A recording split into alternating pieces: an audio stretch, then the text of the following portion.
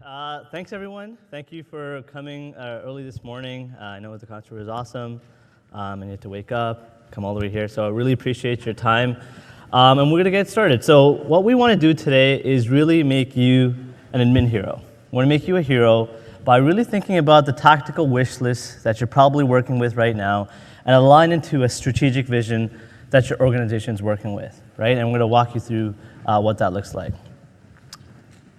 And so just like everything else in Salesforce, we have our safe harbor slide. So I'd like to just make sure that you guys please make your buying decisions based on currently available technology. We have to say that, so just bear with us for that.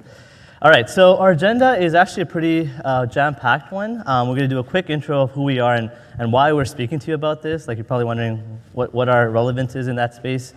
We're going to define what we mean by tactical versus strategic, and actually talk about V2MOM. That's something we use at Salesforce. We really want to walk you through what that looks like and use that as a tool in our exercise today, and which is where we're going to spend the bulk of our time. We're going to do a hands-on exercise where we want to encourage you to start filling and working on these worksheets that we've laid in front of you. And then we're going to have a takeaway of some toolkits, other materials that you can take home with you when you actually leave. So, who are we? So, I'm Gobi. I'm the guy on the right there. I have a really long last name, and I'm a senior solution engineer at Salesforce, specifically working in the health and life sciences vertical. I've been there for 2 years, and prior to that, I was working actually in hospitals in strategy and operations. So this is something I'm really passionate about. I think it's really important to define strategies and make it relatable to our end users and employees. So that's something I really love to talk about. I'll hand it over to my colleague, Samir. Good morning, everyone. Samir Shah, solution engineer, also on the healthcare and life sciences vertical here at Salesforce. Been with Salesforce for about 5 years. Why I'm excited about this session is this is really what we do day to day when you guys engage with the solution engineers around connecting technology to business problems and having a model to frame that into. So I've been doing that here as well as prior career roles that I've had, and so excited to share some of that with you. Pam? Hi, everyone. I'm Pam Lau. I am also a senior solutions engineer here at Salesforce. I'm in the healthcare and life sciences space. But I'm really excited to be here today and talking at this session because I was a Salesforce admin. Prior to joining Salesforce, I was implementing Salesforce as an admin, helping other companies get up and running and really helping to build their roadmap. So I'm really excited and passionate about this, and it's something that I can personally relate to. So just by a quick show of hands, how many in the room today are actually Salesforce admins? Raise your hand. That's awesome. That's amazing. This session really hits home for me because what we're focusing on really touches on, an area that I've personally experienced in my past. And I guess, what are we actually talking about today? Well, let's imagine your day in the life as a Salesforce admin. For me, I was very much like Astro here, minus the bushy tail. But I was heads down, I was focused on all of our Salesforce tasks, and quite fittingly, I felt like I had all of these papers and lists tossed around me, with requests from end users and projects, Salesforce projects that I wanted to initiate. And therein lied the dilemma for me. I had to, the more that I really wanted to tack onto my list, the more I wanted to work on, I really had to balance this onslaught of projects with some very real limitations in time and budget and resources. And I found that if I wanted to continue to make progress and move forward and add value to the organization, I really needed to start getting some executive alignment to help overcome some of these challenges. And so how did we do that? I really had to reframe how I approached my work. I was really good at the tactical stuff. I knew what needed to be done. I focused at the task to hand. But as soon as I ran into some of these limitations, I found that there was a very apparent gap between what I knew I was doing and the value that I perceived to be adding versus how I can actually communicate that to my executives, right? What value they thought I was actually contributing. And the reason for this gap is that I realized I wasn't all that great at the strategic side. I didn't stop to take a look at the bigger picture. What were the larger goals or outcomes that my company as a whole was trying to achieve? And more importantly, how was what I was doing actually contributing to that outcome and that value? And so I realized that if I wanted to gain some executive leadership, if I needed that sponsorship in order to overcome some of my challenges, I really had to bridge that gap between the tactical and the strategic to really get the support that I needed. And so what do we mean when we say, this organizational alignment, aligning to their company? As Salesforce admins, I think it's really easy for us to feel like we're working on our own, that we're in this silo. We've got a very focused direction, and it all surrounds, Salesforce projects. But when I took a step back, I realized that I really was part of a team. And it's not to say that, I had a bunch of Salesforce admins by my side and we were executing on all of these projects. It was far from that. But I was a part of a team that was aligning on some common goals and priorities. And that could have been around productivity, that could have been around efficiencies. And that team rolled up to a larger group. The team, essentially can roll up to a larger department or a division, whether that's sales operations or whatnot. And all of this is guided and led by an overall leadership strategy. And so when you look at this as a whole, as a collective, I realized that we were all in the same boat. We were all rowing in the same direction towards this organizational-wide strategy, right? Everyone, including myself, played a role in how we got there, how we achieved those outcomes. And my role as a Salesforce admin was critical to getting there. I just had to do a better job in communicating that. So I'm going to pass it to Samir to talk about how we at Salesforce gain organizational alignment. Cool, thanks, Pam. So just a show of hands, how many of you have heard of V2MOM? Okay, all right, so we got about half the room. That's great. So that's Salesforce's organizational alignment tool. That's how Mark sets a vision, Mark sets out a strategy, and across the 35,000 employees, we're all on that same boat, marching in the same direction. So we'll do a quick recap of what V2MOM is, and this is the model that we're going to use throughout this presentation.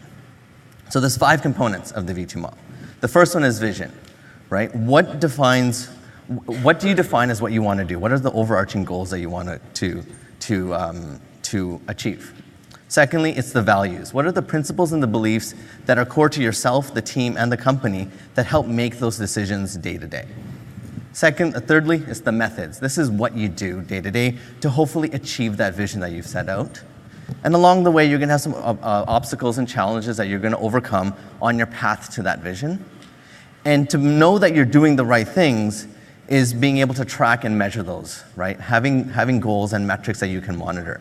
And these are the 5 components of the V2MOM. We're going to walk through this, we're going to walk through this and also invite you to be part of that journey. But this is what we've been doing since day one. So back in 1999, Mark Benioff started Salesforce, and this was his first V2MOM. So for the last 19 years, we've been using the same model, and every year, every employee completes a V2MOM, and we leverage this with our managers to maintain focus of what we do and how we make our decisions.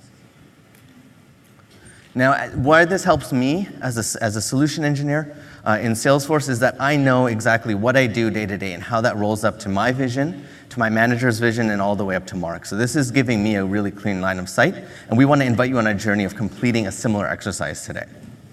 Just curious, has anyone ever actually done the V2MOM exercise in their companies? If you've been with Salesforce for a while, you may have. All right, awesome. There's no hands up. That's great. We're going to do that for the first time today. So like I kind of alluded to, we're going to go through a real-world example. But before we get into it, let's take a step back and really think about what does our day-to-day life look like as Salesforce admins, right? We have a natural tendency to build a long wish list of things that we need to do. We have no real way of prioritizing and understanding what we need to work on first. Is it the easiest thing? Is it the most difficult thing? We need some sort of structure. We have a lot of different types of requests. Some tactical things like a report or a custom field, or also some strategic things like migrating to Lightning Experience or integrating to a backend system. But ultimately, those are just tasks and checkboxes that we want to hit off. What do they mean to the business, right? And that's the journey we're going to go through today. So how do we take this list, leverage a model to frame it so we understand exactly how we need to prioritize, and have a way of communicating that across the organization to get buy-in? That's the journey we're going to go on today. So what we're going to do is we're going to walk through this in a hands-on activity.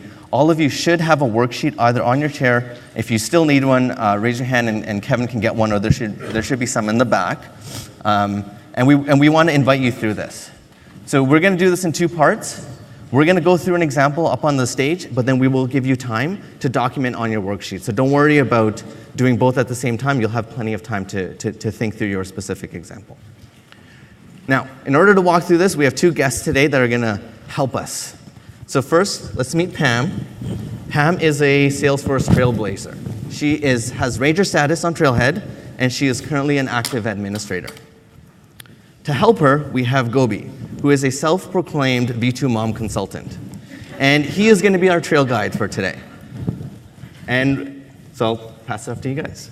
Thanks, Samir. Actually, just to frame out where we're going to start, we did the V2MOM, so we'll start off with the vision. A quick recap. This is really the overarching goals of the company. Where do you want to go? What do you want to achieve?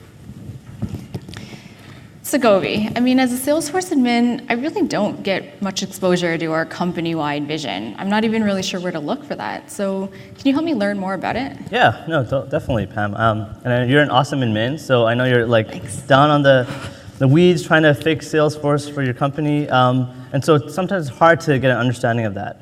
So I have 3 kind of approaches to get an understanding of your company's strategic vision. One is maybe check your intranet site. Right? So there's probably some documents and presentations your team, your executives may have done at the beginning of the year. So you can go in, check that out, and maybe get a good understanding of what that looks like. The second place is actually your company's website, the customer-facing one. And that's a good spot because there's material that could be more easier to understand, more customer-facing. So that's a other really good site, place to go and look. But I think the third and probably the easiest one you can do right away is talk to your manager or your manager's manager to get an understanding of how the company or the department is aligned to the company's vision, right? And that might be a good place to start. Yeah, that's really helpful. So, I've talked to my manager in the past, and I think something that the company is really focused on is operational excellence, to really drive and provide the best customer experience. But now what? Yeah, so that's great. You were able to kind of get the company's vision. The goal now is to try and adapt it to something that you're looking to do, right? And trying to connect some of those initiatives that you're working on to that. And that's where you're starting to think strategically. That's where you're starting to align, like, okay, the things that are on your project list, they're going to start relating to the company's vision through your adapted one. And that's going to really help you when you want to talk to executives, when you want to talk to managers, because you're now thinking and talking in the same language. Okay, so if I think about operational excellence in the context of some of the projects I'm working on, I guess certain themes that resonate are lowering costs or scaling resources. So maybe an adapted version of that vision for me could be delivering operational excellence through innovative projects to help drive efficiency. So I think now I can see why it's really, really important to make that connection to the overall vision, because really it helps my leadership understand the relevance of what I'm doing and for me to ultimately get traction with them. Is that right? Yeah, that's perfect. Got it. Great. Wonderful. Thank you, Gobi. Thank you, Pam. So now it's your turn, right? Now we went through what vision is. We talked to an example of how you can understand what it is. So let's use that worksheet that's in your hand or on your chair, and we're going to give you a minute to document what you would like to put down. And if you don't know what it is, that's fine. We're going to recap this at the end and see how you can use this when you get back to your office. So there'll be a little counter you'll see on the bottom here. We'll give you 60 seconds.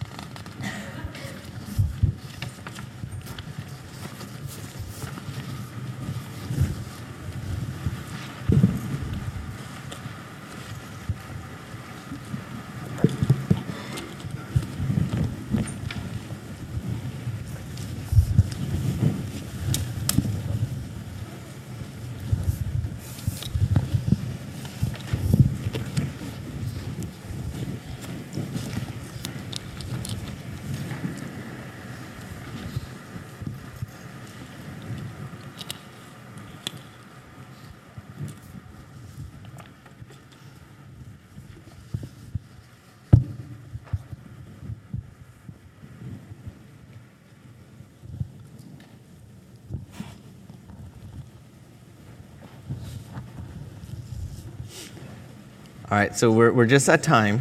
So I know that 60 seconds is a short amount of time, but hopefully you guys are able to write something down. And this is a worksheet that you're going to take back. You can fill in gaps later on, but we want to make sure that we're including you throughout this journey. So now we've got the vision set out, right? We know what we're trying to achieve. The next is the values, right? What are the principles and the beliefs that we use to make those day-to-day decisions? So Gobi, our values seem a little bit fluffy to me. I mean, I understand what a value is, but why is it really important for me in the context of thinking strategically? Yeah, I know I get that a lot. Values are pretty vague, but I want to take you through kind of a quick exercise, right? So take yourself out of work for a second and your personal life. So when you make decisions in your personal life, you're typically making these critical decisions using your values, right? Whether it be family, whether it be faith, growth, and personal development. We're all making some really important decisions, and that's always relying on our values, right? Now, taking that approach and applying to your company, that's how a company thinks as well, an organization thinks. They're using values as a guiding principle on making some critical decisions or trade-offs in the way they're kind of running their business. So when it comes to values for you, Pam, this is just something you have to be mindful of. Your company's values, something you have to be mindful of when you're working on any of these initiatives and trying to align strategically. Okay, that makes sense. So I think when I think about, values for our company, there's a lot of them, but the core is really centered around this idea of one Ohana. But what does that really mean for me on a day-to-day basis? Yeah, so the one Ohana value is great. You have that. So when you're now working on some of these initiatives, all it means is just consider that. Be mindful of that. Use that as a foundation as you're starting to make some of these critical decisions in these projects. Okay, that makes sense. So I think if I try to apply this idea of one Ohana to help guide how I'm working through my projects, I guess I should really start considering things like collaborating with other users or really soliciting feedback from other end users to make sure that all of the requirements are met and really be collaborative and open about incorporating all of their feedback and requirements across the entire group. Is that right? Yeah, no, that's really good. Great. Perfect. Thanks, Pam. Thanks, Gobi.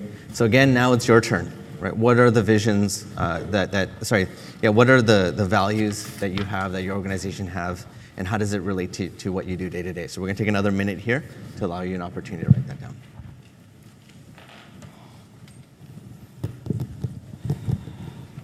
And just as a side note, all these slides will be posted. Feel free to take pictures all you want, but we'll definitely give you all the slides so you have them access so you can share as well.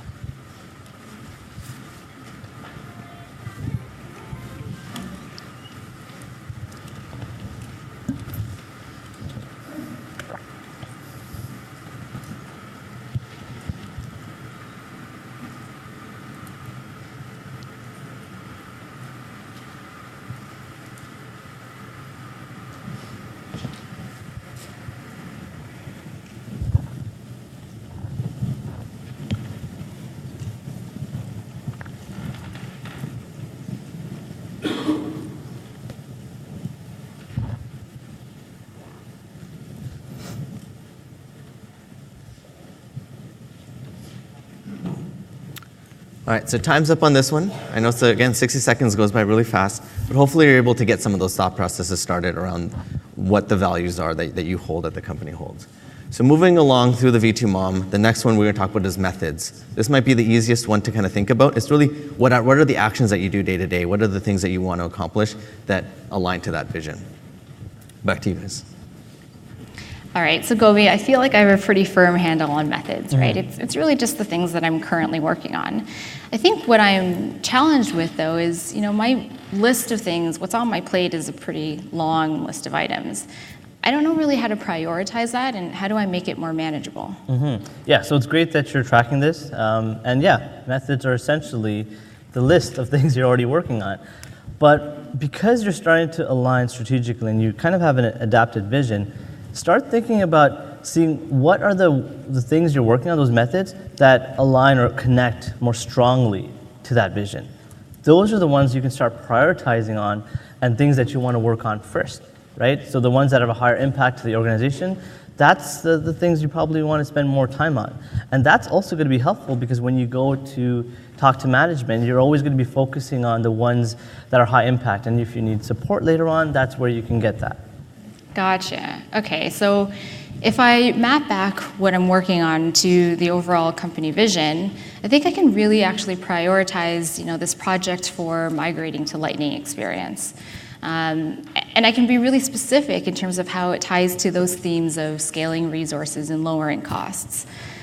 So maybe a method for me would be implementing reusable Lightning components to help scale administrative resources and really tying back to driving that efficiency. Am I on the right track there? Yeah, you're getting there. That makes a lot of sense. Great. Great. All right, so we're on the third component of V2MOM, methods. Again, it's your turn to think about what are those actions that you take day to day, what does that wish list look like, and how you want to start that prioritization process. So let's take a minute to get that down.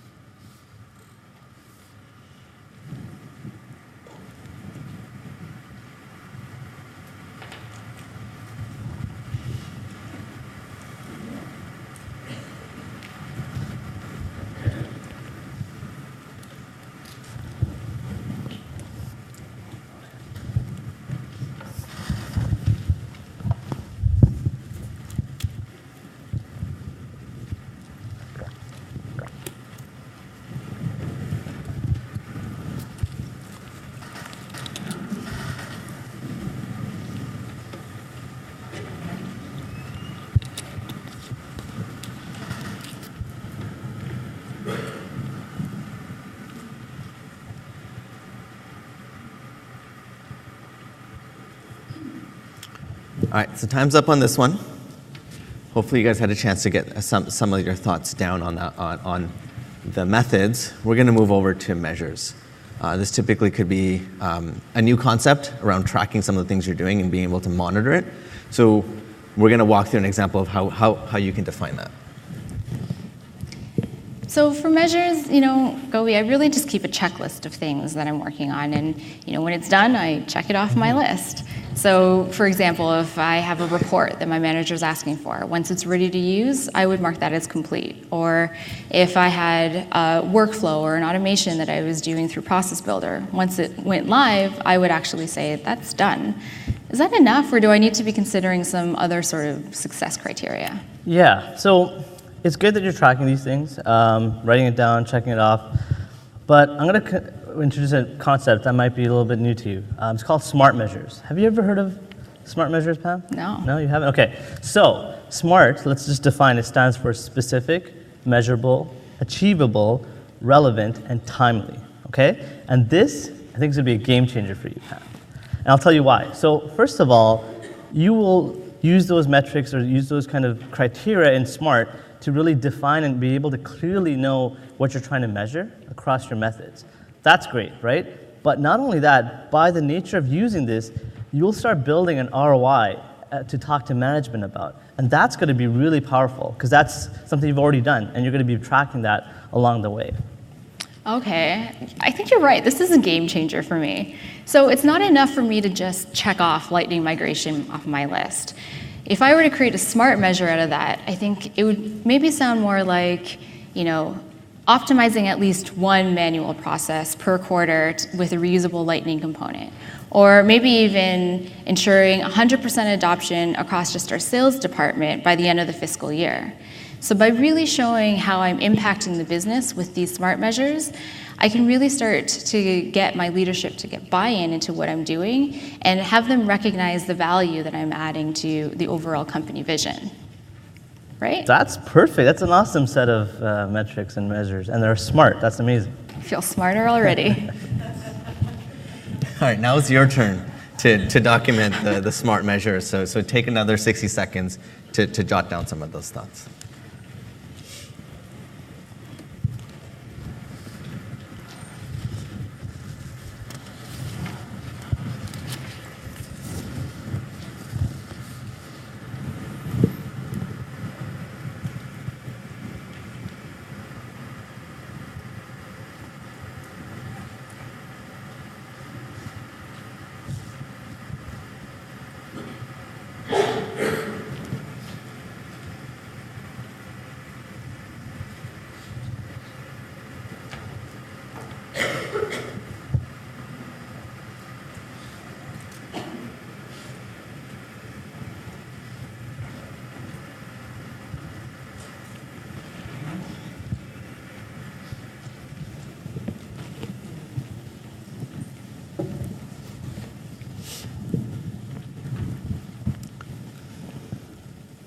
All right, so time's up on this one.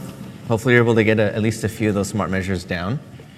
Now we're going to move into the final component of V2MOM. This is the obstacles, and this is where we're going to see how everything kind of ties in together.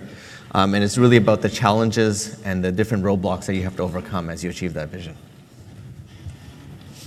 All right, so in terms of obstacles, I feel like I do face a few in my day-to-day, task list in my job, but I really don't want to be seen as a Debbie Downer. So why is it so important for me to call out these obstacles or even document them?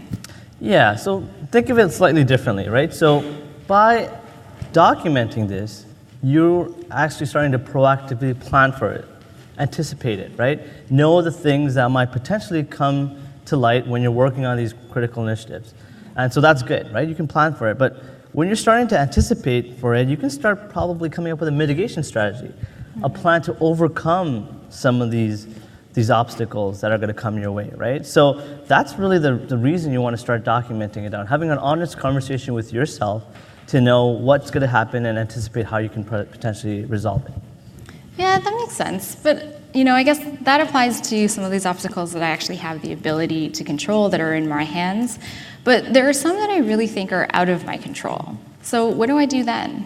Yeah, so one other way to think about it is bucketing these obstacles into two groups, right? So one are the ones that are in your control, right? So you're going to document it, you're going to come up with a mitigation strategy, you know how to handle those. Great, right? But there are going to be obstacles that are going to be out of your control, right? Where you're like, I just don't know or have the resources or power or whatever to solve it. And that's actually going to be something that you can take to management, right? These are obstacles that you can go in and say, hey, I need your help.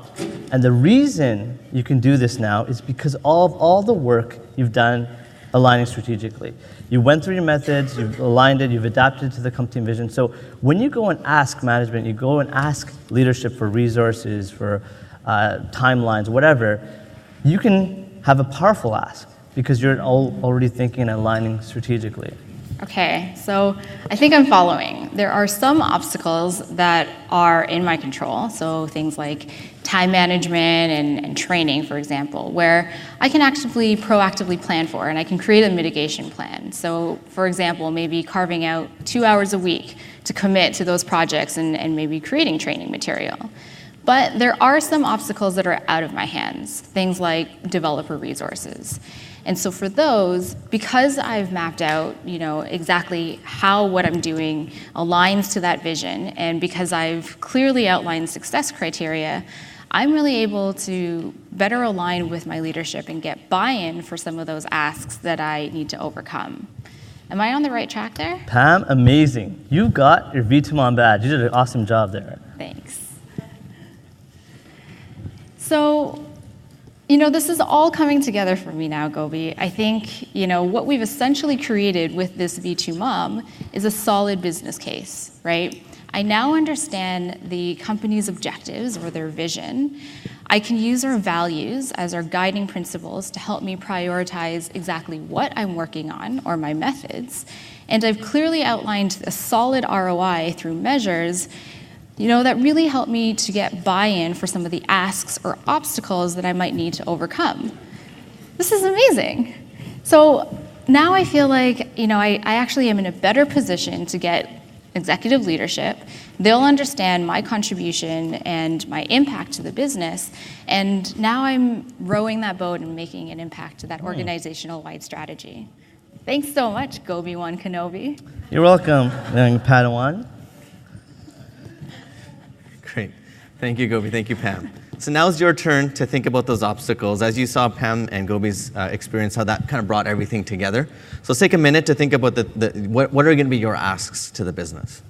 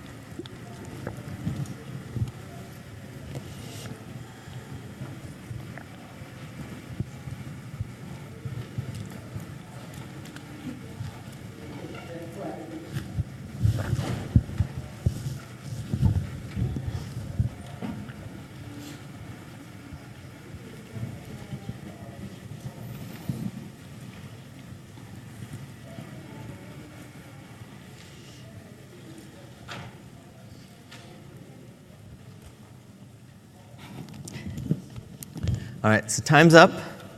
Hopefully that was enough time to get down some obstacles. But again, this is a journey, right? This experience is not going to end here. So now we've kind of completed all 5 components of the V2MOM. So what I'd like to say is congratulations to you all. You guys went through this journey with us. You hopefully were able to document all 5 components. Can I see a show of hands of how many people actually wrote something down for all 5? Great. So that's awesome, right? And obviously, this is a continued experience where you're going to go back, you're going to learn more and more. And for those of you that have gaps, that's awesome, because that's also a way of where you want to go ahead and focus to help put this full picture together. So let's do a quick recap of what we learned, right? There was 5 components of the V2MOM. And simply put, the vision is really what you're going to do, right? What are you setting out to do? What are some of those goals? The methods is how you're going to achieve those goals. And along the way, you're going to be tracking things, and that's going to give you a view into what is the overall ROI. Obstacles is going to be the ask of the business. What resources do you need, time, money, or people, to be able to accomplish that vision? And the values is going to support you throughout that whole process to make every decision easier and clear. This ultimately comes down to why the V2MOM supports not only you as an individual, but overall across the organization. So there's 3 takeaways I want you to kind of take away beyond this. Right? One is the V2MOM gives you that line of sight. You know exactly what you do and how that maps to the company's vision, so you know why and how well you're contributing. 2, it allows you to gain traction with the business, whether it's your manager or your executive team. We all want more resources. We all want to do more things. This is going to give you a way of communicating that. And lastly, it's an opportunity to think strategically. Break down that wish list of things that you want to do, understand what's going to be the most high-value impact, and align to that strategy of the organization. That's the whole overall journey that we went through today. But what's great is that the experience doesn't end here. Right? You guys all have a worksheet in your hand. We're going to post a copy of this on the chatter group for the session, so you can not only have multiple copies if you need, but also share it with your coworkers. Secondly, there's a dedicated trail on Trailhead for V2MOM. It'll be a great refresher for you guys, but also something to share within your organization to get more and more people to think about how they could leverage this. And lastly, we offer a V2MOM app that you can install directly into Salesforce. A great way to put it in a collaborative environment like Salesforce and not only manage it for yourself, but share with the team. So I highly encourage you to take the momentum that you've done and filling out the V2MOM today and take it back to the office and hopefully leverage an opportunity to change the way where typical admins move from a tactical mindset to a strategic partner within the business. So I want to thank you again for taking the time, especially at 8 a.m. on a Thursday. Hopefully you guys enjoy the rest of your Dreamforce experience. Thanks, everyone.